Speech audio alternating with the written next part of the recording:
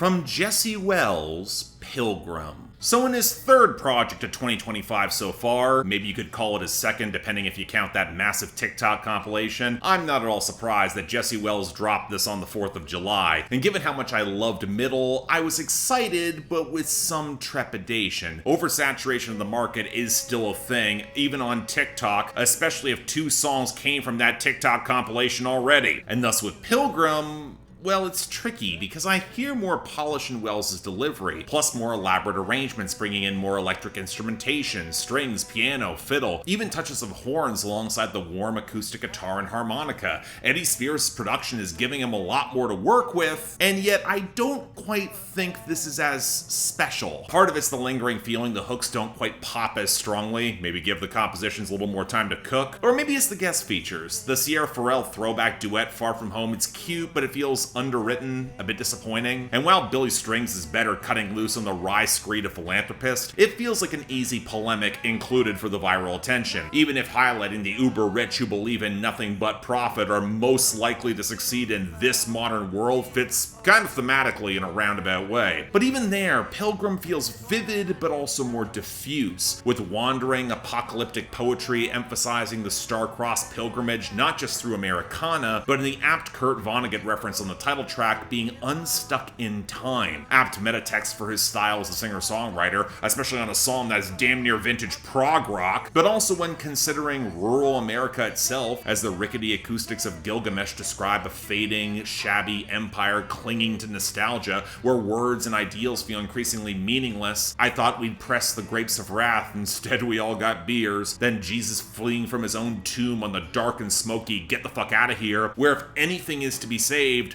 we need dialectical progress. The explicit Bowie reference on the spacey strings-infused touches of changes in the air, that makes a lot of sense. And yeah, it feels fatalistic when you open up your album with "We're all gonna die," but hey, at least we're living. That's gotta be worth it. And even then, by the excellent closing track Wild Onions, nothing dies down here, it just goes to where it belongs. It's an album searching, winding around meaning, missing some of the personal weight that gave Middle more of an emotional core, very Father John Misty in that conundrum, come to think of it, and maybe more familiarity with Welles' style has blunted some of his teeth, and yet with that expanded sound in the songwriting, his floor is so high, I can't help but consider this still pretty great. It's definitely more of a challenging listen than Middle, but I think it's a pilgrimage worth taking.